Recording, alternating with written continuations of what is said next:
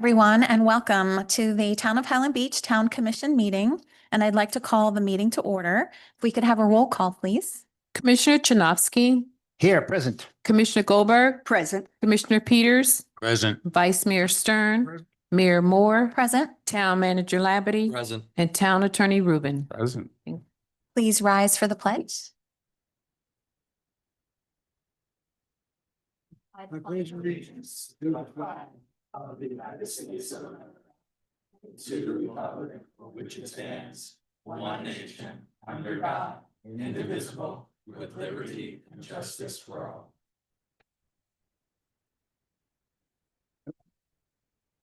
Any changes to the agenda?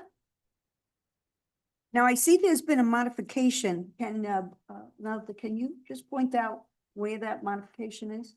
The revision? Yes, item 11F.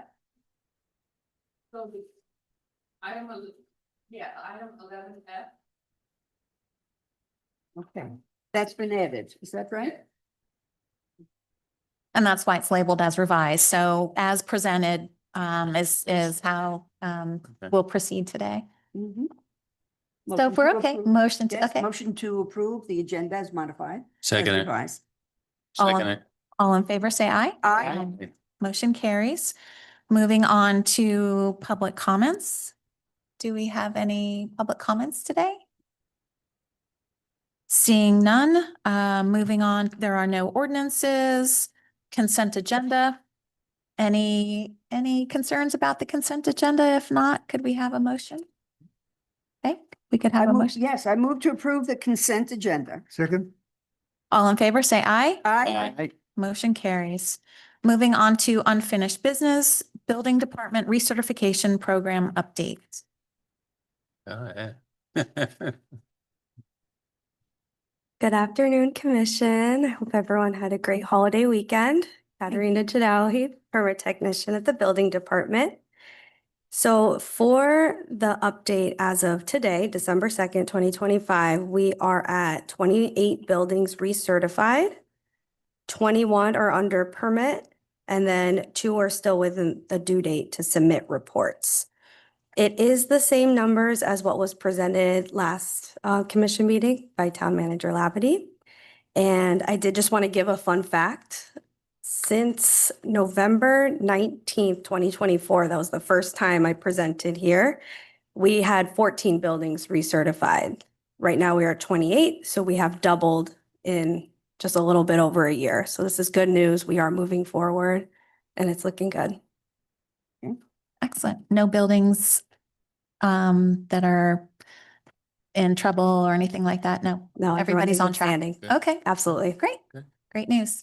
Okay. Thank you very much for that. Thank you. Thank you. Moving on to Florida Department of Transportation update. Yes, they gave us a 3-week outlook. So I mean, they're still going. So hopefully they'll be finishing up by the end of the month. Hopeful maybe, I don't know. Christmas. They're still doing work.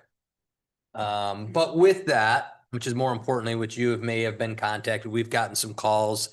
I know Representative Gossett Seidman's office been getting calls about the continued flooding in the right of way. And I think some of our seasonal residents are coming back and maybe starting to ask questions like what happened.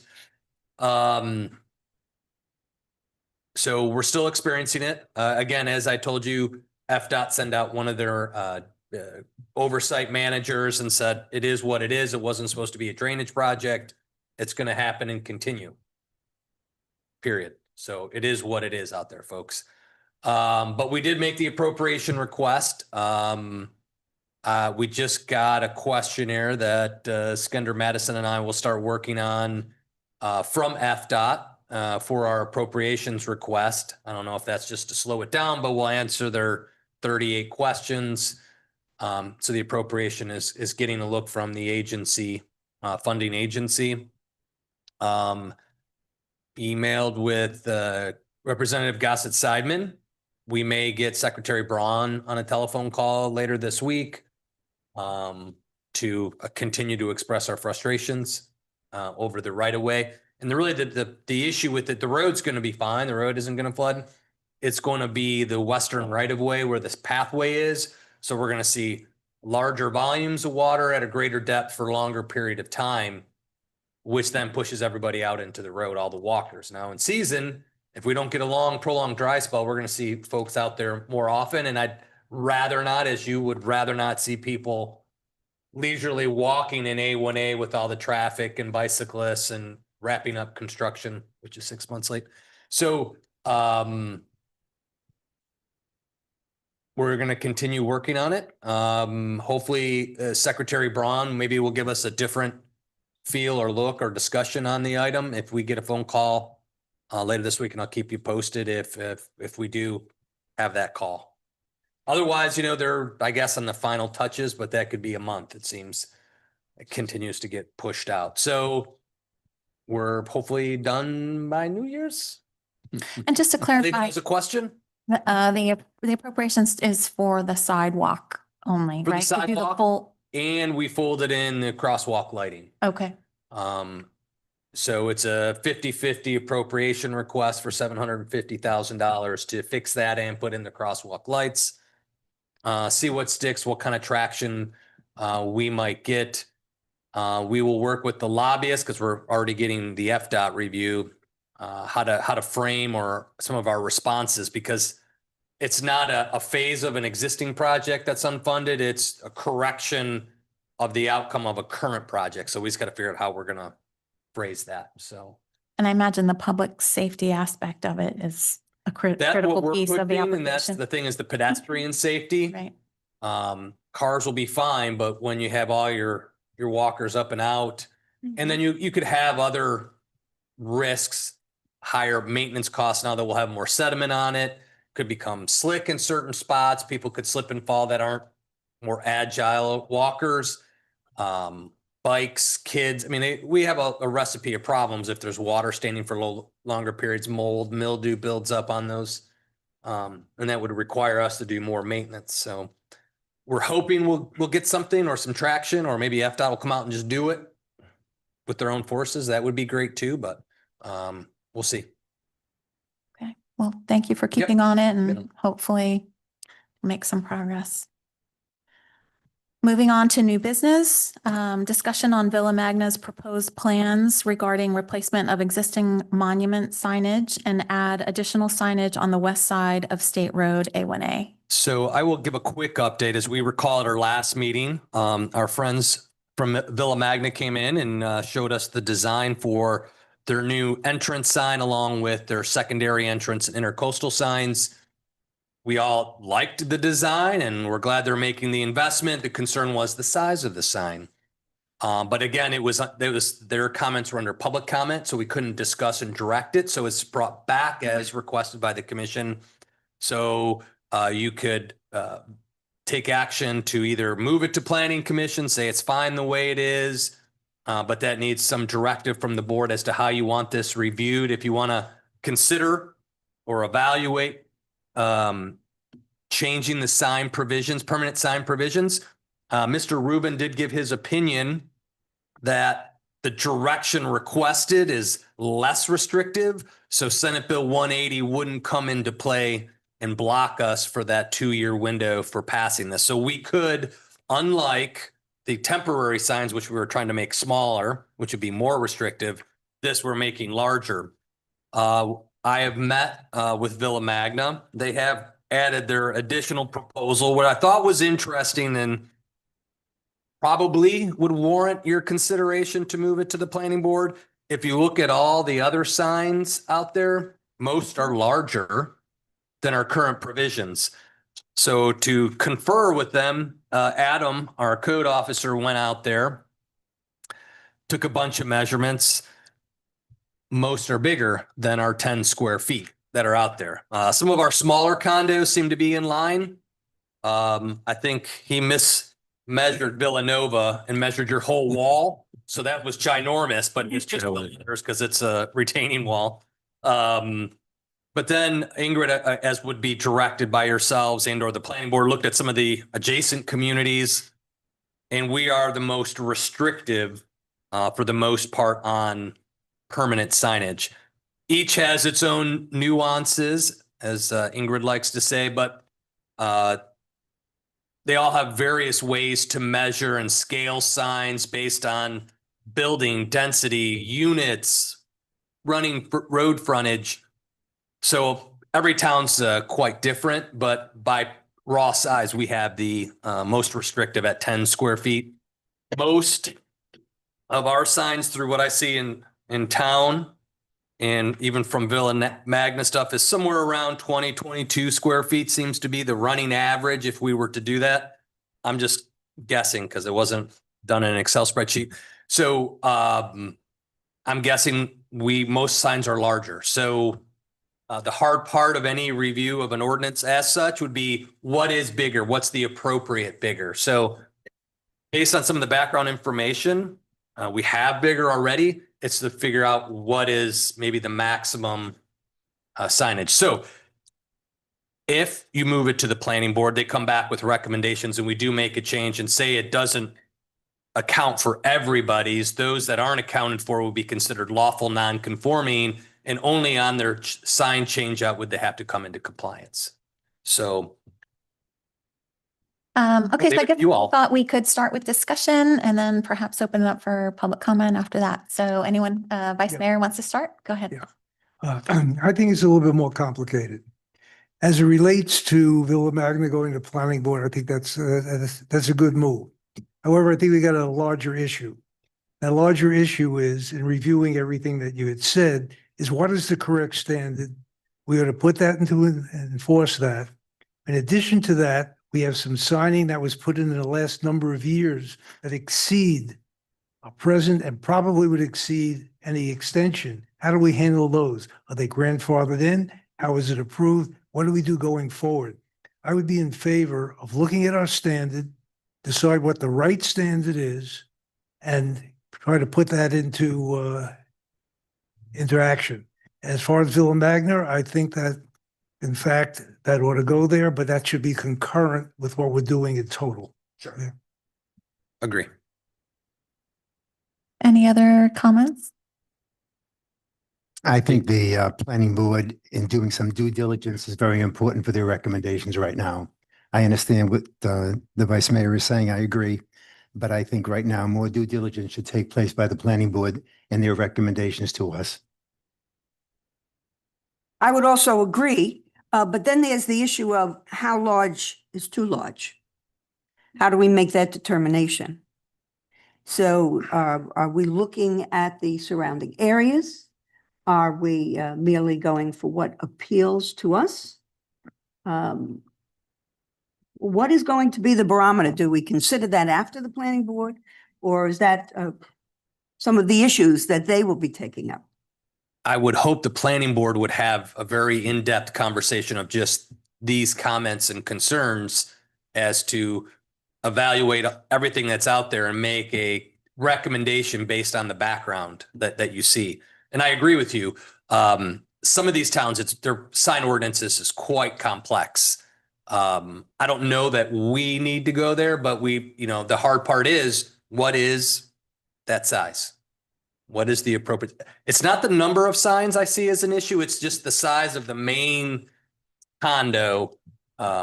What should that be? And again, most are bigger than 10 square feet. So at some point in time, the community made a decision to, I guess, reduce the size. Some have been built since that ordinance was adopted that got missed. I was telling our friends over at Villa Magna as well that, Ingrid is your first planner. So my guess is a lot of this just we looked at it to make sure it was installed properly in the right of way. It was constructed well because it had a building permit, but we just never looked at detailed zoning at times. And I think this is one of those that I think people looked at it and said, well, the signs look nice. That's appropriate, more so than the physical aspects, which we're doing now. So When I look at the covering letter that Villa Magna submitted, this was dated November 3rd, 2025. Their letter actually was to our commission and staff dated October 31st, 2025. They note the major concern, quote, is safety And our most important objective is to replace our current signage with new signage that is designed and located to produce greater visibility and improve sightlines. So I think that that's valuable to know what the purpose is. If there's anything else that we want to insert, I think it would be a good thing for us to have it as part of our record to go to the planning board. I think that what they're saying is valid.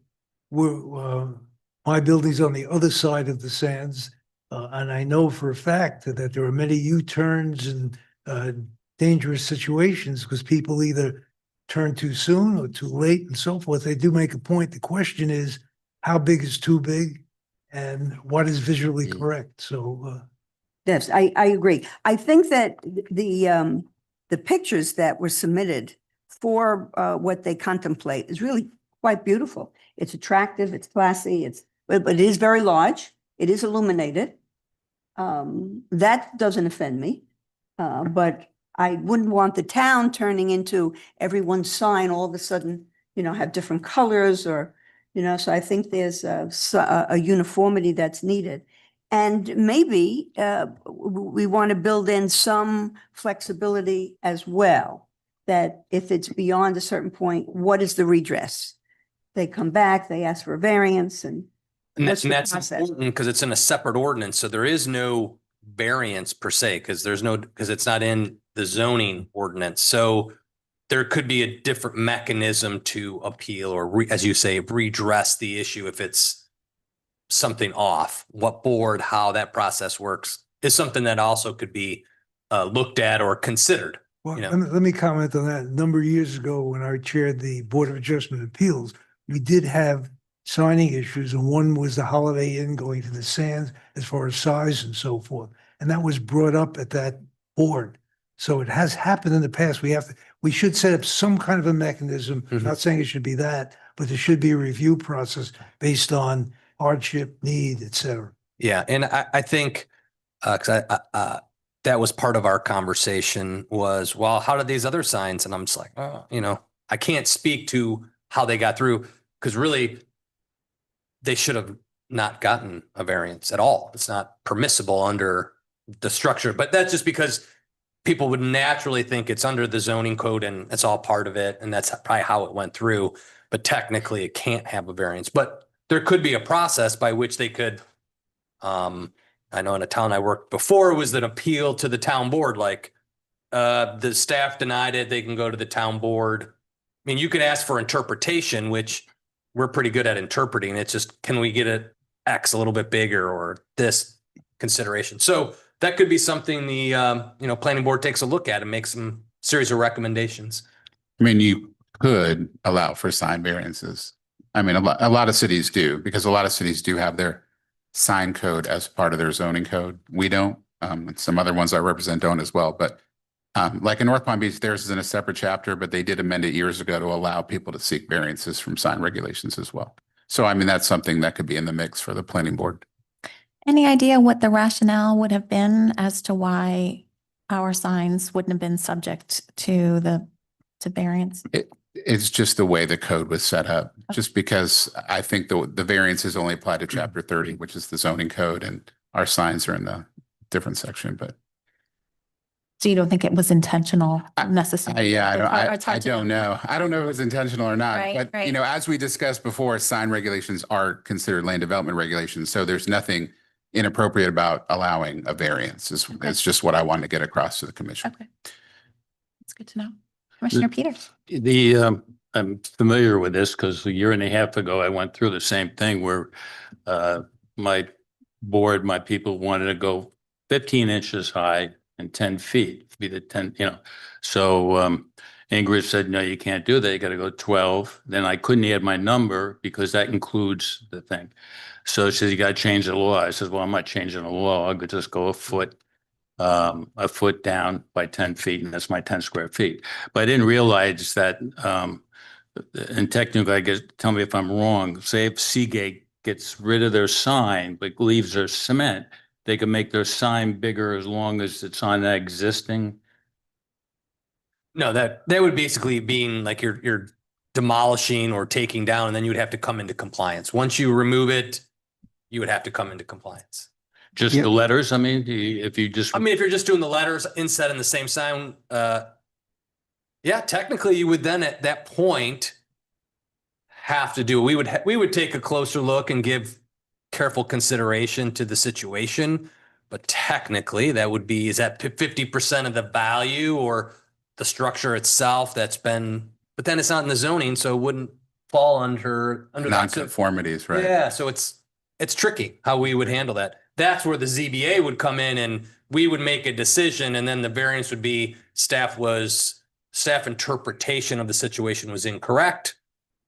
We think it's X, not Y. So that's when an appeal could be, because it's not dimensional, it's an interpretation of the code. Hey, Marshall, we're addressing just sending it to the planning board to address Villa Magna's request. We're not sending it to the planning board to address the entire strip.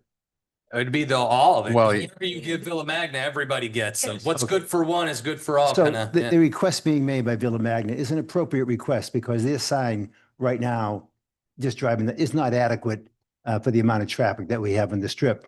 But is the planning board going to come back with recommendations for Villa Magna? Or are we going to hear more? Villa Magna is the canary in the coal mine, and then you're gonna have to look at, hey, if we make your sign 25 square feet or 30 square feet is the measure, it means everybody else can go to 30 square That's the feet. question. Yeah. Unless you make it some complicated process, which I Formula. would hope we just don't get too complicated. But you could, based on frontage, size, number of units, property, you could go all different directions. Okay, thank you. So I would be in favor, and clarify if you could for me, Vice Mayor.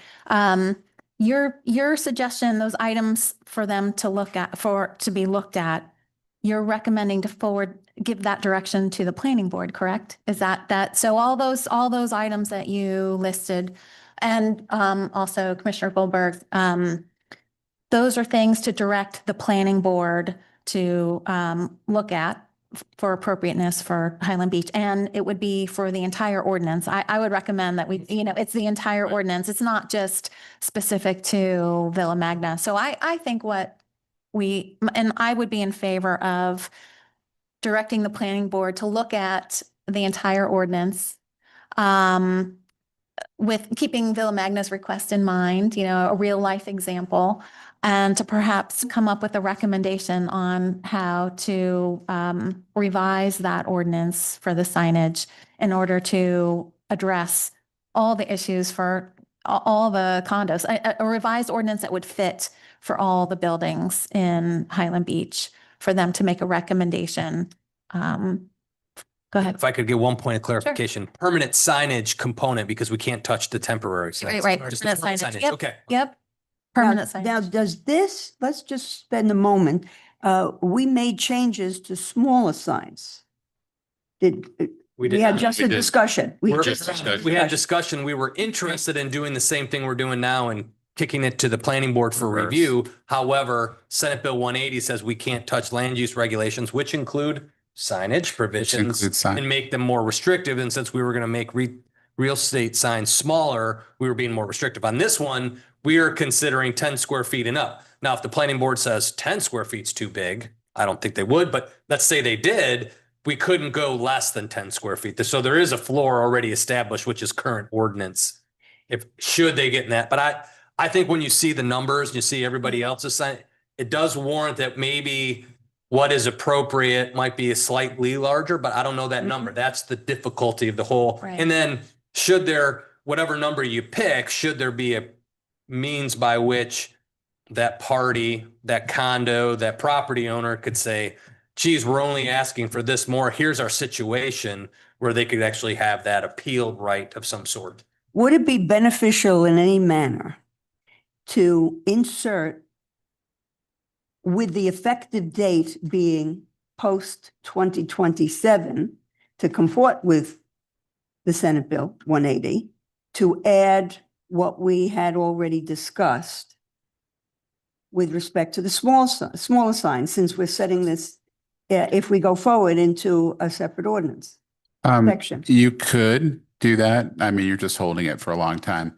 just as an update to the Senate Bill 180 lawsuit, there is a hearing on their motion to enjoin its enforcement scheduled this month for the 19th. So I'll let you know what happens there. We might look if it gets, if the court enters an injunction and says the state can't enforce it, well, then everything's back on the table. So I'll keep you advised on that. That was just more of an FYI. Okay. Good. I understand your comment, Commissioner Goldberg, but I'd say that's a lot to tackle in one thing. So maybe we just tackle the permanent signs Okay. now and maybe not hold it up. I think it might be helpful for Villa Magna to see some progress so that they Yes. can make plans and update their signs sooner rather than later. So I think that would be a lot to tackle if we I agree. try to roll it all I in agree, together. But especially with the comments by council yeah, that, Yeah. there's action, there's activity with respect to that statute. right. So we'll wait. And and I like what Commissioner Chemnosky said about, the planning board doing the due diligence. They have the expertise to do that and they can do the due diligence on the entire ordinance. So I thought that was, So what do we need? Do we need a resolution or just a, Just a motion. We will summarize those comments because our clerk is taking copious notes. So you could just, move to direct to the planning board as directed by the by the town commission, and we'll go from there. but before we do that, let's open it up for public comments. Any comment? Come on, please state your name and where you're from. Hi, everybody. I'm Ellen Bonder. I'm the general manager of Villa Magna. And we just want to thank you. We're so grateful that you're taking up consideration of our project. We are in season. Everybody's pretty busy. We didn't get a crowd, but we do have our Vice President, John Phillips. Mark is with the Green Group, Mark Heiser, and Carlos Rodriguez is our sign designer and manufacturer and installer. And we remain available, obviously, at a moment's notice to answer any questions. I'm also excited to share that last week at Villa Magna, we passed a material alteration and the special assessment for this project. And everybody's just very, very excited. Of course, there's a lot to the project, not just the question of the size of the signs. And so we're very excited and hoping, yes, to get rolling, but we understand it's a process and we're just grateful for your time and consideration. And I'm happy to answer any questions or host you if you'd like to come by. And Thank you for your comments. Perhaps look at the planning board agendas and see when it's going to be on those agendas. And I think your comments would be really valuable there and helping shape Yes. what the ordinance might look Yeah. like. Thank So we really appreciate your input. And I think it helps to have a real life example, on we're happy to be the canary. Well, we appreciate that. Thank you. Yeah, we'll be partners in this. Thank Okay, you. thank you very much. Any other comments? Okay. I thought the vice mayor had a lot of, a nice list of things that we could maybe start with, maybe summarize again of what we would like the planning board to specifically dig into. So could you repeat what you had said earlier? Sorry to put you on the spot. No, we're actually looking at the request. We're looking at the standard, the appropriate standard maximum size for the signing. And I think we have to also review the other condominiums that have excessive signs and whether the action is appropriate or not, or unless they were appropriately permitted. I think we have to look at all aspects of that going forward. And what were some of the other components that you wanted the Well, planning board the- to look at? With the theme being, one, to keep in mind the safety, the current conditions of this particular, the Villa Magna, where they need it, why they need it, the size to produce visibility, improve sightlines, and to the major concern being the safety of the pedestrians and those on a roadway. Yeah, I would like to say too, frontage, maybe, I know you said something about area, you can't do it, but you know, Villa Magna is 3 times bigger than ours, so they should have more space for their signs than, you know, Villanova. So that might be something per area, per square footage or footage on the road. Anything you want to add? My only comment is that I'm more focused on the Bill Magna request and to have that spoken about and then have the planning board address some of the other issues. But right now, the request is from Bill Magna to put in the appropriate sign. I think it is needed and to have it fall within the parameters that we feel are important. But that would be my first, what we do as far as looking at the rest. I think the planning board will take more time in doing that, but we can actually adjust the conversation with the planning board. They can adjust it to actually focus on Bill Magna right now. To make it go through a little faster. Well, Yeah, but But you can't really discuss Villa Magna in isolation because we'd have to change the code to, have that conversation. so they are going to go part and parcel.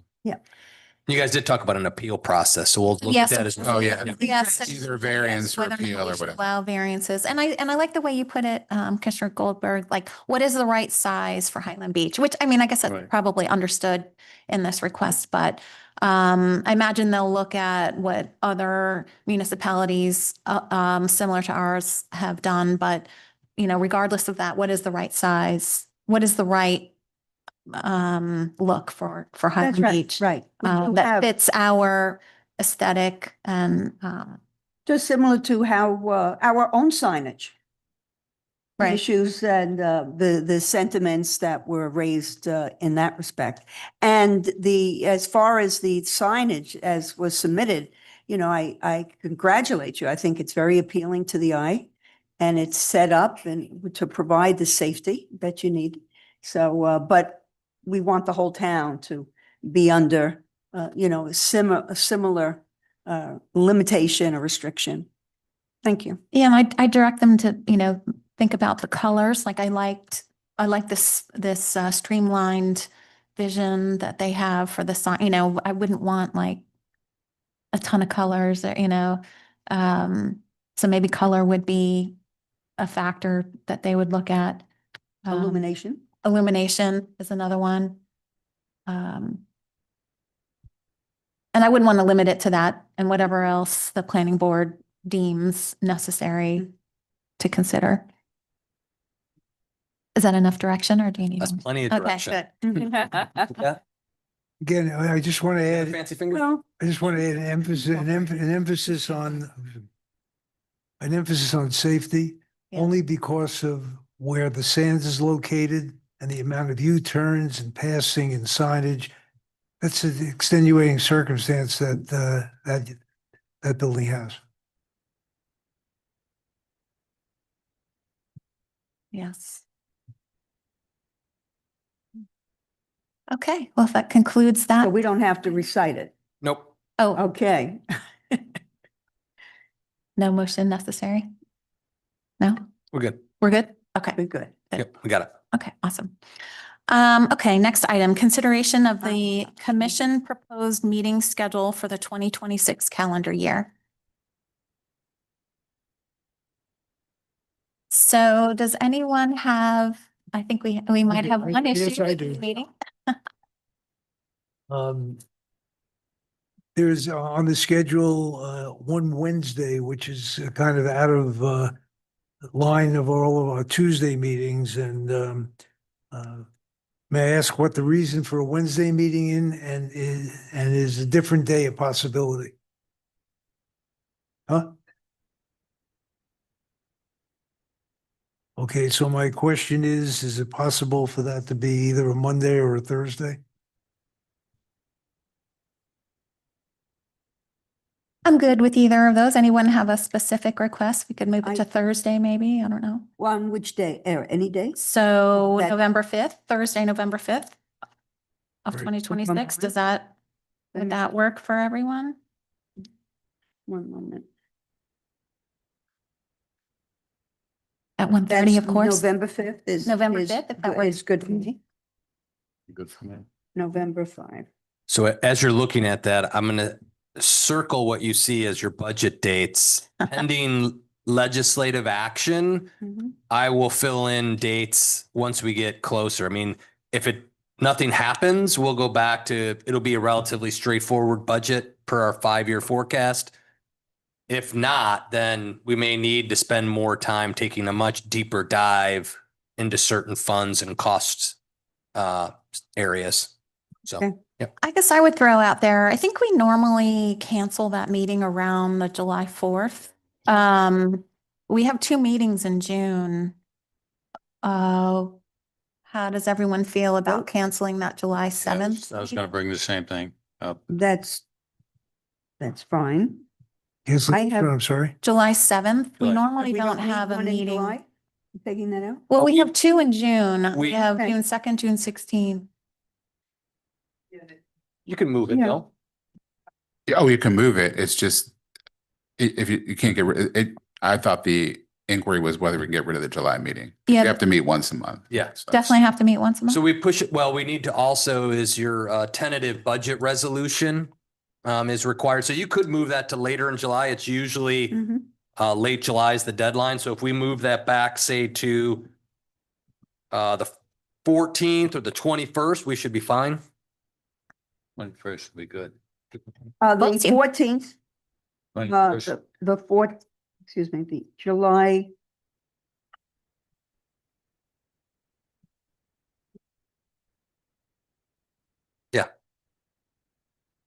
Which one? Did you guys there's pick? Something that just. Well, I guess I have a question. So I think there's a reason for the July 16, right? July 14th, that's good.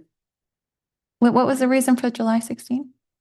No, I said July 18th usually. Sorry, June Was this 16. year was the, oh, you're saying for the June dates? Yeah, why were there, I forget why there's 2 in June. I think there's a reason, right?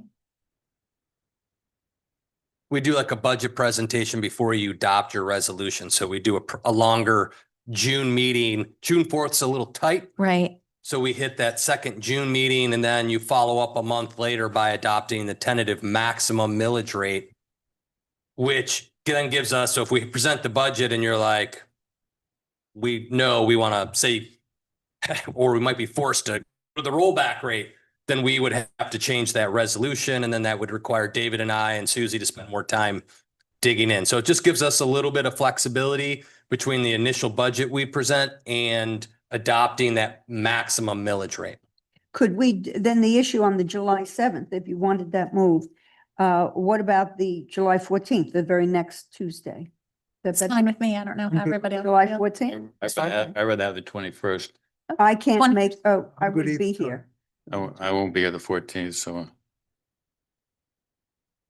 But we're all If we- here on Okay, the sure. 7th. No, 7th will No. be bad. 7th will be bad because that's usually the 4th of July holiday. Right, week. right. So that So- week is no good. And Is the like, third, is sometime on, earlier on that week, 13th, or is that not good either? What's so the, so what, that week 13th of is the a Monday. 14th is bad for you? what's July 1st? Oh, Is so it a Tuesday or is Uh, that the- July close 1st to is the Wednesday. 4th. Wednesday? I mean, I could do July 1st. I don't know how everybody else feels. July 4th is that Saturday. So a lot of times the week before, the week after, Right. I could do July 1st. I can do Is July. that good with everyone? July That's a 1st. Wednesday It's a though. Wednesday, that's a problem. Can't do. And I think July Inside 2nd is getting close to the 4th of July. I mean, I imagine the 3rd is probably a holiday. Yep. I guess technically we could do the 28th if people want the I just 28th. won't be here in. The 28th either. I'm gone from the July 17th to the beginning of August. But I can do it any time prior to, Well, at this point, 60. we could just pick one and Okay, keep Yeah, whoever, we just, could yeah. maybe Zoom somebody in if they needed to just slightly participate. We just have to have we So should what- physically be here. what date would you want to do that? Go back to the 14th? How many will not be available physically here on the 14th? You two are wrestling it out. You got to arm wrestle. Yeah. No, I- Don't matter, me. Commissioner Goldberg, Commissioner. Be up in Reed. Lake Placid, so. Whatever the rest of the board would like. I mean, we can just go with Whatever the day is 14th. good for We- everybody yeah, we'll else, just go with yeah. the 14th 14th? perhaps, Okay. and then, Now, I have a request, two requests. On May 5th,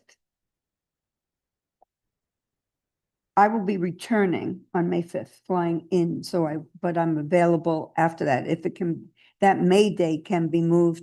If it's a Tuesday, the subsequent, the next one, or the 12th or the 19th. If that's good with the board. either of those dates are good for me. I don't know how everybody else feels.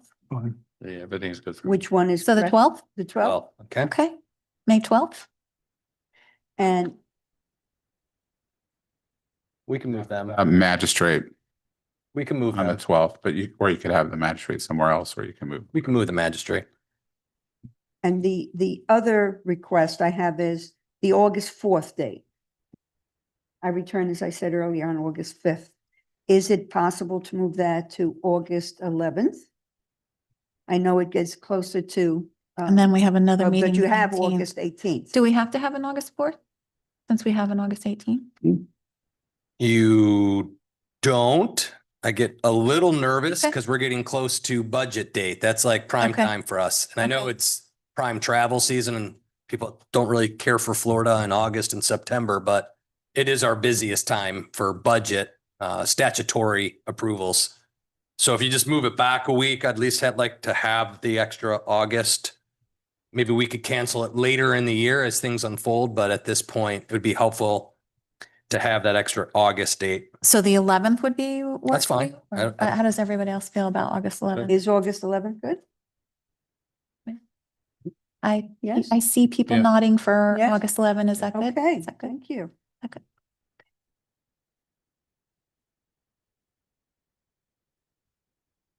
And that's it for me.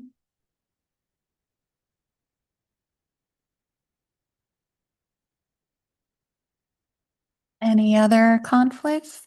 Have we ironed them all out? Yes? Yes? We're good? Okay. Do you have all those changes? Okay. Oh, jeez. No, So it's May 12th, Yes. July 14th, Mhm. August 11th, November 5th. Correct. Yep. Okay.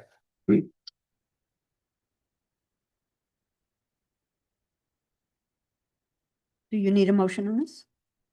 we do. Okay. Mhm. Please. Make a motion to approve the town commission meeting schedule for 2026 calendar year Second, As amended? as As amended. amended. As amended. All in favor, say aye. Aye. Motion carries. Thank you very much, everybody. Thank you. Moving on to new business item C, approve the award of bid and authorize the mayor to execute a contract with Southern Road and Bridge LLC for the Bellito Bridge Rehabilitation Project in an amount of $550,191 in accordance with invitation to bid number 25-003. Good afternoon, everybody. Skender Coma, Town Manager's Office. So just a quick rundown. We issued bid 25003 for the Bellito Bridge road rehab. We got 3 bids. As you can see, a bit of sticker shock from the bids we got. Engineer's estimate was 270,000. We ended up getting bids for 581,000, 615,000, and 697,000. So a bit over the estimate. We did the best and final offers with them, which is basically where we can say we didn't like anyone's price and we're going to cancel the bid if you guys don't change your prices. We were able to get 10% off of Southern Road and Bridge, which is the vendor we are recommending for award today. I think we ought to get rid of the engineer. Yeah, like, is there a reason, like, was there a Yeah, was there a there was- specific item that was underestimated from the engineer? Pretty much across the board. board? Yeah, They had a hard time Yeah. estimating this project. They did this sanitary sewer project they had some trouble with as well. I don't know if they just had a difficulty with these 2 scopes or just whatever's going on in their office, but they kind of missed the mark. Yeah, there was an uncomfortable phone call with me and Pat and Sergio and them about, why they can't get it right. So. But we need to do the project. FDOT's put us on order to make the corrections on the structural elements. So we need to definitely at least get that done. But at this point, we're recommending just do the whole project, put it behind us. The quote looks good to me. The references look very, very good to me. My only question in reading it and mentioning, are we putting enough of a contingency in there? It's probably not a question I could answer, but I'm pretty comfortable with it because the scope is pretty detailed on the bridge part, and they could make the request should something bizarre happen to some type of procurement on the market for raw materials. But it's very specific. It says a bridge company, so they have a pretty good idea what they're doing. yeah. And one point of note in here, as you can see, Southern Road and Bridge isn't technically the lowest bidder. KER Construction beat them by about $250. We weren't comfortable with KER's references, and we really like Southern Road and Bridges. So, the negligible difference, we went with Southern. Time. When do they hope to actually project starting the project? That's probably more of a Pat and Sergio question. I know we've already been in discussion with South Florida Engineering Services, who's going to be the oversight engineer on the project. So I think it's also going to be dependent on their schedule as well. Is that off season? No, I think it's just going to be after the holidays. Because again, they'll maintain traffic. No, we're just going to close the bridge down. Just kidding. No, just kidding. So We'll stay here. We'll stay at the firehouse. but on boat only. So yeah, they'll maintain traffic. So we'll do it probably right after the holidays when everyone's schedule looks good. You usually don't want to start a project like December 20th because they'll start and then disappear for 2 weeks. So. And given that the actual amount was so much more than the estimate, how does that fit into our budget? We have room. I mean, Okay. we did well. I don't see Susie to give me a smile about the trial balance from the last fiscal year, but we're fine. We can Okay. handle this. Okay. It's We can while absorb it. it's we didn't want to spend it here. We had the dollars available through capital and other underspent accounts from last year to handle this. Absorb it. Yeah. Okay.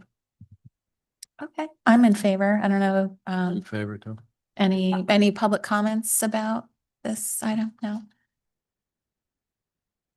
Is everyone in favor? Yep. Yep. Okay. Yes, I have a question. On the agenda, we refer in D to resolution 2025-029, but the resolution before me, I have a budget amendment is 028, not 029. Is there a typo or are they two different things?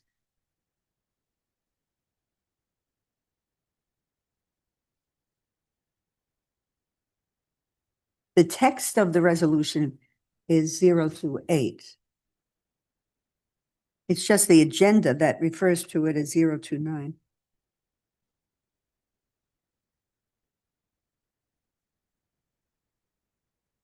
Zero 029 is and 23. Wow, that is really messed up. Do you see on the agenda, Yeah, all But the over the ch- board there. the text of the resolution is 028. So. Okay, For the resolution is 28, yep, not 29 or 23. 28. Yeah. that's Yeah. what Yeah. I think. I hope to be- You're amending this year's budget to move dollars. Mhm. You technically didn't need to do it, but because of the size of the dollar amount, I wanted you to take that action moving within the general fund, moving the dollars up. So, because David and I said, when we start doing these capital projects, we're going to bring you a budget amendment, each and every one, so you know the exact amount. We ready for motion? Okay, motion to adopt resolution 2025-028. We have to, yeah, I think we're still on C for the project and then Oh, we're we'll, still in the project. I don't believe we okay. had a motion on the Oh, okay. approving the contract. Good catch. So a motion to approve the award of bid and authorize the mayor to execute a contract with, now I have here Southern, yes, Southern Road and Bridge LLC for the Bellito Bridge Rehabilitation Project in the amount of $550,191 in accordance with the invitation to bid number 25-003. I second it. Oh, go ahead. Commissioner Peters. Sorry. Go ahead, no. I know, right? This needs to get done. No, go ahead. No, Peters, Commissioner Peters seconded it. Okay. So Commissioner Goldberg, Yes. Commissioner Peters, Yes. Commissioner Janowski, Vice Mayor Stern. Yes. And Mayor Moore. Yes. Motion carries. Okay, moving on to item D, resolution number 2025-028. A resolution of the Town Commission of the Town of Highland Beach, Florida, amending resolution number 2025-023, which appropriated funds for the 2025-2026 fiscal year budget, providing for an amendment to the general fund, Fund 001, to complete the Bellito Road Bridge project as identified in the approved capital improvement plan, providing for findings and providing for an effective date. Seconded. Well, I think we need a motion, right? Whoa. You're gonna make- I was just reading the item. Fine. Yep. Then I make a motion to adopt resolution number 2025-028. Second it. Okay. Commissioner Goldberg, Yes. Commissioner Peters, Yes. Commissioner Janowski, Vice Mayor Stern. Yes. And Mayor Moore. Yes. Motion carries. Next, item E, approve and authorize the mayor to execute a new master services and purchasing agreement with Axon Enterprise Incorporated in the amount of $1,299,700 over a 10-year term for the purchase of Axon 10 Taser, virtual reality training, a 10-year warranty, automatic refresh of all body-worn cameras and docking units, and a host of essential technology for the police department. Chief. Good afternoon, Mayor, Commissioners. Today, you have the Axon agreement in front of you. We currently have a Axon agreement in place, which we did, as you know, back in 2021. We revisited that again in 2022 with some amendments, and since then, we've had a few add-ons to the agreement. But this was originally for our body-worn cameras and our in-car camera systems. And now, because we have an opportunity and need to implement some more Axon technology, we're taking the opportunity to put the existing agreement and the add-ons into one agreement, all with Axon, and incorporates the current cost of what we have. Currently, we have approximately 6 years left on our contract that we are within with Axon, and that's for approximately $450,000 we have left. This proposed new 10-year contract agreement is for 1.299, which would also incorporate and absorb the existing money that's left in this contract that we owe. So this new contract agreement includes configuration, training, a full 10-year warranty on all devices, unlimited data storage with an automatic refresh of all body-worn cameras, docking units, whenever new equipment or technology is implemented by Axon. That would apply to us. This all applies to our Axon fleet, which is our in-car camera systems, our Axon Taser 10, the newest, latest generation would be getting, the Axon virtual reality training, and Officer Safety Plan Plus, the pro licenses, along with Fusus, which is for a real-time information center. So Axon fleet, we have those currently in the car. We added additional fleet cameras as we increased our fleet with your approval for the take-home assigned vehicle program. That was part of the add-ons that we had into these multiple pieces of Axon. We currently have those. Axon Taser 10 is their latest and greatest generation of less lethal device. It has an expanded range and capacity and the accuracy, and because of that, that really reduces the need for physical force, which means less encounters and chances for injuries for ourselves and for anybody we interact with. and the Axon virtual reality training, which we do not have now. So that's a big piece of what we're going to incorporate in. It's immersive virtual reality training platform. It allows our officers repeatedly to practice de-escalation, crisis intervention, and tactical decision-making in those safe, controlled training scenarios. It's constant, it's standardized, it's training that we can do frequently here on duty. Really reduces that challenge of getting to training, reduces the overtime involved in that. So it's certainly an important piece for us. And what that really does is helps build that confidence and competency for officers through these training processes. So when they do have to be involved in these type of situations in real life, they are certainly prepared.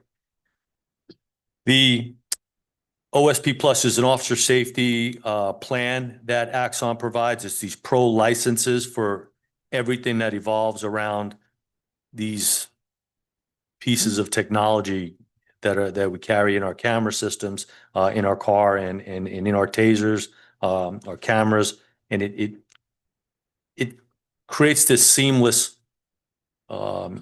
piece to all of the technology. That's part of that pro license that you pay for that's involved. And then the last piece is Fusus, something you've heard me talk about, which is their cloud-based platform that integrates video dispatch, community resources, and investigative tools. This puts all of that technology and allows it to put it together.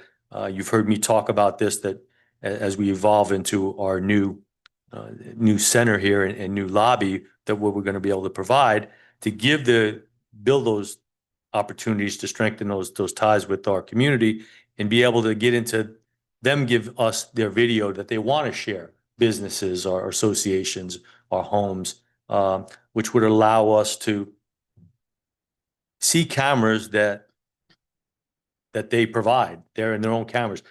All this technology comes together seamlessly through Axon.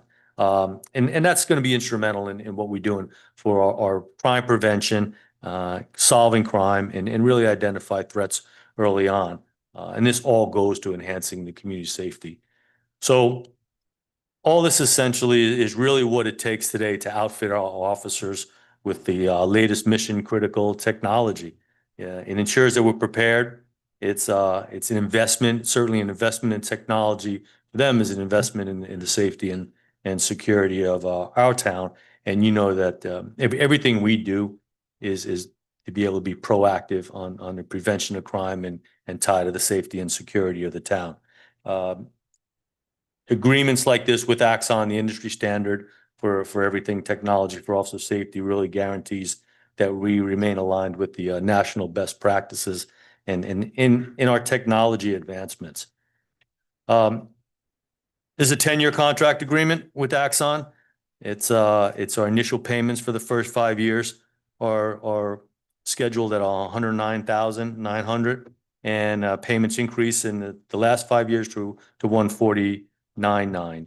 This is a 10-year agreement that locks in today's pricing. Their increase of 5% from January 1, like they do every year. So certainly here today to put all this together in one contract, one agreement with Axon, no different than really whatever other municipalities have already done or are doing. And certainly the costs vary depending on your number of officers and what you're providing. So we are right there with trying to be ahead of the game. Axon is the leading industry standard for everything that we do, and been a good partner in working through us. Their rep has come seen us and spent time with us and worked with us on putting a agreement that's appropriate. They offer a whole lot more than what we're putting on the table, but certainly what we want to accomplish here in our town and the necessity and need to the safety and security of our community. So certainly any questions, be glad to answer. Oh, I know about. The sign that we have going into 3 miles of paradise, we could say 3 miles of safety and health.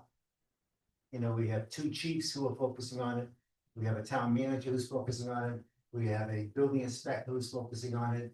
And this is another step in technology to actually have this come to reality. People say it's a small town, that's why I so said no, because of the measures and the programs we put in place, this is why we are 3 miles of paradise.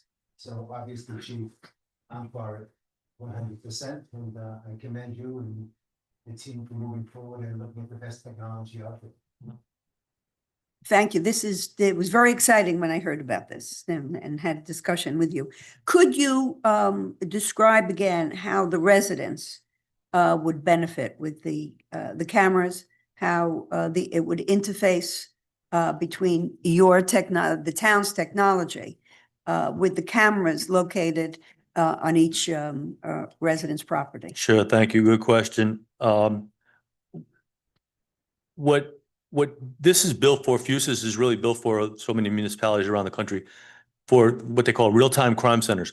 Because we are fortunate to have such little crime, we don't like to use the word real-time crime center, right? Our information center, what we were trying to create is to put all of our technology that we currently have into one environment that it all integrates. So we have live feed cameras now. We have license plate recognition cameras in multiple places throughout the town. We are installing live feed cameras on spots along the intercoastal. We have a long-range security camera coming in through the state with the sheriff's office that will be in our jurisdiction along the coast to see way out into the ocean. So there's a lot of technology that we need to fuse together and bring it into one place. What this also offers is that any association, any resident, any business that wants to allow cameras, done in many other places, the vice mayor has experienced some of that in another environment outside the city, where they allow their law enforcement department to remote into their cameras. So you're able to give, your association is able to give us that opportunity to see parking lots, your entranceway features, the intercoastal, or whatever you deem appropriate as a board and as an association or a resident, you could allow us to do that. We can then be able to see that as needed as situations come. So many times we've had issues come up overnight, weekends, and I could tell you nobody's IT specialist is on site or available at 1 o'clock in the morning when you're trying to figure something out, see what happened, and check that area. So it's very time delayed, time sensitive of what we're doing with so many of these things. This will allow that opportunity for us to be there, to see when it happens or right after it happens. And it's just really goes to how you harden your community for prevention and crime solution when something does happen. No, I think it's excellent. I mean, if someone is, let's say, as an illustration on the dock, I see someone that I've never seen before. I'm alarmed. I'm alone. I can call the station. I can call 911 or maybe a non-emergency number and say this, and you will contemporaneously be able to see this person on the dock. So if there is any issues or problems, it can be addressed. 100% correct. Conceptually, eyes can be on that scene before the officer even arrives there. So it just creates the best possible scenario for everybody because someone's watching what's happening, what's going on, and it really impacts your effectiveness in your community when you're able to do that. The last question I have is, what about cost? Cost to the association or the private homeowner? Sure, and that's something we'll be presenting after the holidays going into next year as this final piece comes together and what the town manager is allowing us to do with our new lobby and whole new system there. There'll be presentations made to our associations, our residents. It's a small amount, maybe several $100s, depending on the cameras that your core system that you would incorporate into your camera systems. And what the beauty of this thing is it covers so many different, everything's compatible. It makes everything compatible, right? So whatever system you have is different from your system, is different from somebody else's security system. We can bring all that together and still be able to view that and see that as we need to. So yeah, it's a very, very nominal cost. You'll be surprised as we're able to break down those numbers and give the people the opportunity to do that. We've seen other municipalities where they've gotten great buy-in by their residents because they want people to be able to have that opportunity to see their property, especially people that leave for so much long out of the year. They're here for sometimes very short periods of time. They really look forward to have that opportunity, somebody to have eyes on their property if they need to. So with regard to the cost, the 10-year contract, technology is changing so quickly. What during that period of time, if there are upgrades, what happens to this? Correct. That's part of whatever we have initially agreed for in this contract. Upgrades to those initiatives take place during those 10 years. And it stays locked in as today's price for the next 10 years. So they offer a drone type of DFR called Drone of First Responder, which is a drone that you mount somewhere in your roof anywhere in your municipality, and you're able to launch that drone from the roof. That's not part of this contract. If that's something that we choose to move forward to going into next year and beyond, that's additional cost. That's something separate. So this is not everything that Axon offers, obviously, but that's a part of it, something that we see value in, and it's something But it we is an hope to. evergreen contract. Everything that we procure under this will be renewed. So all the TASER software, if it upgrades or changes, it's built into the contract. We don't pay additional costs, correct? Yeah. Okay. That's all I have. Thank you. Thank you. I'm for this. Absolutely. Yeah, this is why we're the safest, one of the safest towns in Florida, because you being proactive, the police department, the fire department, the whole town is proactive. I mean, I was reading about this TASER 10 at 45 feet away. It's got accuracy to shoot somebody. I wish I had this stuff when I was on the job there. But all this stuff is great. I mean, I was on the Axon website last night, and it shows you all the videos of everything. It's amazing what could be done. And I know you're talking about I mentioned at one of the board meetings when I heard about this camera system, and everybody in my building is giving you 4 or 5 cameras, whatever you want to see. I mean, it's a great system. Thank you for doing all the homework and everything. Thank you. I'm for it. I think it's terrific. It's value added. The only question I have is this an additional funding? Is it budgeted? How are we going to fund this? I guess we could ask that.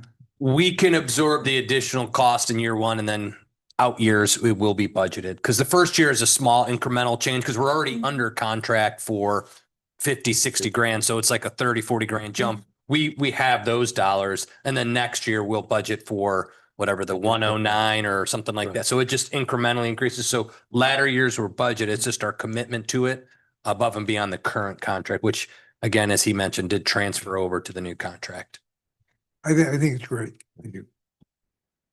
Yes, I'm very much in favor, and I agree with everything that's been said so far. And also I like seems like it will keep our officers safer, right? Because it's gonna have more eyes on what's going on in the situation. So you kind of see what's coming. Hopefully you wouldn't get to an area and then, be completely surprised. Hopefully this would kind of see what, like you had mentioned, you can kind of see what's going on before the officer gets there. And the longer distance for the tasing, I think that also helps with safety for the officer. So, this technology will, should help with all that as well, keeping officers safe. So I'm very much in favor. I think it's, not that much of an increase for what we're getting. And I really like the proactive aspect of it and the prevention aspect that you always promote. I like that a lot. I would much prefer the prevention as opposed to, having any actual crime. So I very much appreciate that. Chief, would you say this is a force multiplier? He's learning. He's doing very well. He catches on fast. It really is. And for a small department, for us to implement this type of technology has such value for certainly our office, but really ultimately the community and the things we do and really appreciate that we have a group now that recognizes town manager that supports these efforts that we don't just wait for something to happen and try and solve a crime or deal with something after that. So all of our efforts really focus on what we're doing proactively to the safety and security of this town. And when this group supports that constantly, this is what makes us so good. So appreciate what the support that we constantly get from and everybody in the town, but certainly you group, this group as the leadership group of the town. So thank you to town manager for always finding ways to support us financially and everything else that we do. And again, just to stay on the public safety side, this can be useful for other events and rescues out on the Intracoastal on the beach. We'll be able to have visual there to prep the other first responders when they get to the site. So I think that's excellent. Seawall docks, but they didn't realize it's easy access from the water. So now we're experiencing late at night, some of the boats that are now coming up and some of the younger generation getting onto the docks and trying to get into our property. So, I mean, every positive, and I think this is another step to make sure that we're ahead of the game. Absolutely. Great. Thank you, Chief. Thank you you. for all that you do for us. Thank you. Thank you for keeping us safe. Do we need a motion on this? please. Yes, I move to approve and authorize the mayor to execute a new master services and purchasing agreement with Axon Enterprise Incorporated. Second it. Commissioner Goldberg, Yes. Commissioner Peters, Yes. Commissioner Tunoffsky, Vice Mayor Stern. Yes. And Mayor Moore. Yes. Motion carries. Thank you very much. Moving on to item F, consideration to approve a best interest acquisition and authorize the mayor to execute a proposal with RMS Corporation in the amount of $4,895 per month for janitorial services at the town municipal complex in accordance with invitation to bid number 25-001. There we go. Hmm. Bridges and janitors, both very important. So this goes back to January where we had our bid for a new janitorial company because our contract with our previous one had expired. We'd received 15 bids and we ended up going with our low bidder, who was Green Facility Inc. They'd passed their background check and their references, and they started in April. And then after what's been about 6 months, we are looking to terminate the agreement just because the service has not really been up to standard. We've had to bring them in multiple times. Pat and Sergio have brought them in. Corrective action has not taken place. So now we're looking to terminate and move on to a new vendor. Normally what we would do in a situation like this is we would just move on to the next low bidder. So going from 15, we would go to 14, obviously pending references and background checks again. We had kind of a unique opportunity come up though, because Armis Corp is actually the same cleaning staff that we had used previously. They had just been under kind of like a third party staffing company who charged a finder's fee on top that we found out, a very significant fee. For example, we were paying them up in the final months, a little bit north of like $92,000 for the year, which came out to like a little over $7,000 a month, I think. And they were saying once they've moved on from this staffing company, they could match the low bid of $58,000 a year. So if we go back to them, we know we'll be getting the same high level of service that we had previously gotten, but we'll be saving about $35,000 a year, which was the goal of the bid. So that's why best interest acquisition for janitorial companies, kind of creative, a little bit unique, but we think it's a win-win based on the scenario that came up. It sounds good to me. Any other discussion? Yeah, that's about- good. No, sounds good. We're saving money Yeah. Yeah. and we're And familiar. Getting better We service? know that the labor force is good. It's a win-win. Yeah. Yeah. Thank you for the work. Yes. Thank you. Thank you Sure. for that work. We could have a motion? Right. Made a mo- Yes. I move to approve the best interest acquisition and authorize the mayor to execute the proposal with Almus Corp. Okay. Commissioner Goldberg, Yes. Commissioner Janowski, Commissioner Peters, Yes. Vice Mayor Stern. Yes. And Mayor Moore. Yes. Motion carried. Moving on to town commission comments, Commissioner Tudnowski. Yes, this Thursday, we have Mingle Jingle. And I think that Madison and Skender and the team have done just another fabulous job. There's gonna be well over 1,000 people there. If you've been to any restaurants lately or been shopping, you know that prices are quite high. It's hard to get out of a restaurant nowadays without spending some bigger dollars. So I feel that the offer of people getting some free food and some wine, white wine, of course, and red wine is going to be very, very exciting. And you're going to have well over 1,000 people there. So we'll be greeting everyone. And again, I want to say thank you to the team, because for someone who's out of an event background, putting together events takes time, detail, and a lot of responsibility. And I commend them. They have quite a few people already pre-registered. So that's where I'm coming from, guys. Thank you very, very much. Judy, it's all up to you. Well, I want to thank the Catholic Church, our church here, for permitting us to use their property for the good of our town. It's always so appreciated by every one of us in the commission and our town, our staff, and every resident. And I would like to wish a happy Hanukkah and a Merry Christmas to everyone. I'd also just like to report that a number of us did attend the National League of Cities recently in Salt Lake City, Utah. I found it very worthwhile. They had some really very good meetings and seminars, and we had an opportunity to enjoy ourselves together on a social presentation, which we always enjoy. And that's it for me. And a Happy New Year to everyone.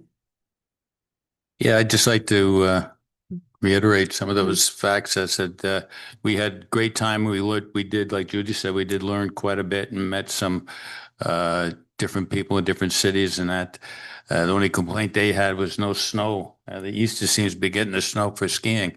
Anyway, but the Mingle Jingle, I'm looking forward to see all new faces and new people at the Mingle Jingle.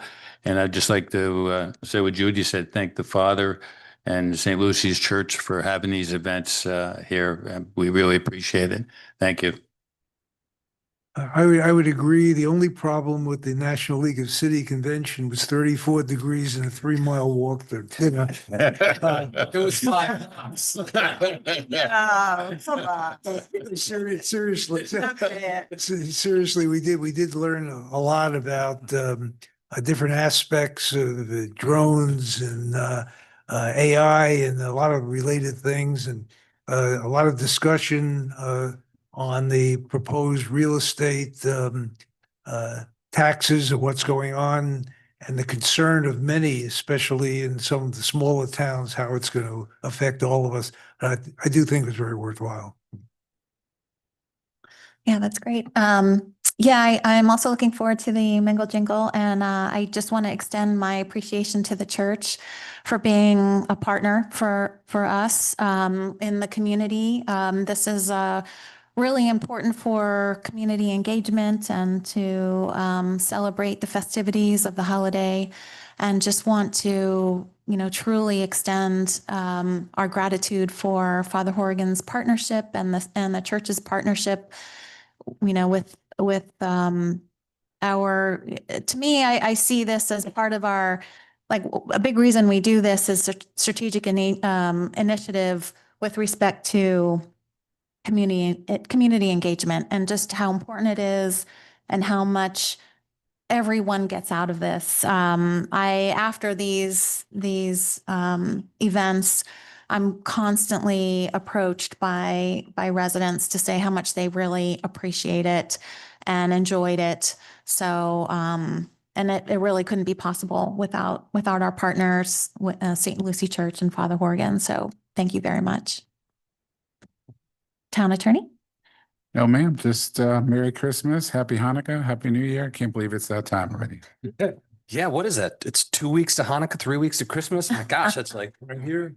Thanks to my wife for doing the shopping, I guess. The holidays are coming quick. But yeah, the National League of Cities was great. Again, I was glad you all got a chance to interact with not only vendors, but other municipalities and seeing how, especially with the drone software, the Fusus, even though it was Flock, they have a lot of the same type of equipment and how that was working in LA, I thought was very rewarding. Of all the sessions, I thought was the most important. I'm glad we could all be together to hear it at the same time. So that was really good. I learned about New York blocks versus what a kid from suburbia outside of Detroit would call a block. I underestimated that. Yeah, but otherwise, yes, happy holidays. Mingle Jingle's going to be great. Madison, thank you. Skender, thank you. Right. I got a great team. And again, we're still keeping our eyes on legislative session as that starts to pick up.